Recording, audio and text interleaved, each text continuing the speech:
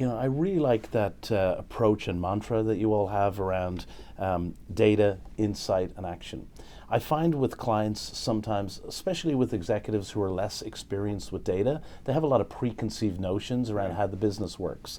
I'll give you one example where we were able to help move from sort of data to insight to action. We were working with a large cloud software provider in the human capital space, and they sell their licenses on a per employee basis. Mm-hmm. And when we looked at the market, what was happening is that the salespeople were naturally gravitating towards the larger accounts, but there was this whole swath of accounts in the middle market, and there were fast growing companies that were adding employees that just weren't getting the coverage. So by just segmenting the accounts, both the accounts that they already served and the potential accounts, they were able to get about a 12% growth.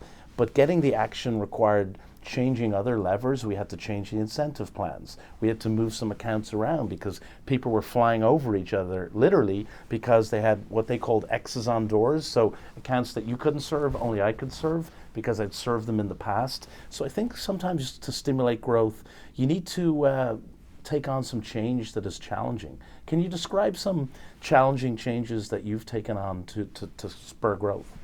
Oh yeah, there's no question. In fact, one of the projects that you guys helped us with, Axiom helped us with, is our redesign of our organization several years ago, and it really helped us understand where we would see the growth of the company into the future. It helped us create a mantra that we call big, when, and where it matters. Yeah. And you may remember that. Yes. You helped us with that. But the whole idea behind that is there are going to be certain places that you know you're going to win because you're going to have success in those areas. And there are places that are just as important, they're just not as big, so they don't have the impact on your business. So we really use that mantra of big, when, and where it matters to help understand where we put our resources from a selling standpoint, where we put our resources from a marketing standpoint. So there are certain weeks of the year that are always bigger than others, so we make sure the marketing is supported going into those weeks. We make sure that all the programming that we have around our brand building is set up in a way that helps those weeks be stronger at retail. And the consumer then sees the advertising on TV. They walk into their local grocery store or liquor store or convenience store on an on-premise account, and they see the brands coming to life like they just saw them on TV maybe the night before. Right. And so all of those things are all very well coordinated.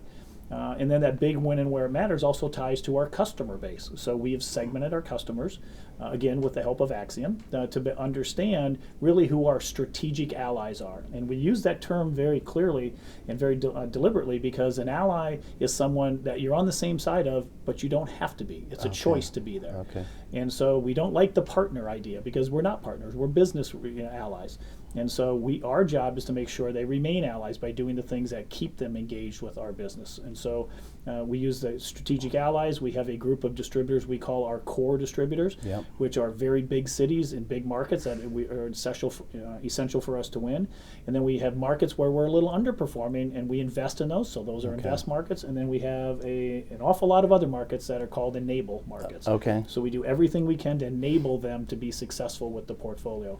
And we apply that to our retail environment as well. But it sounds like a highly coordinated strategy that requires working with the sales force, getting people aligned, getting your national accounts and your distributors with the right and appropriate level of focus. Yes.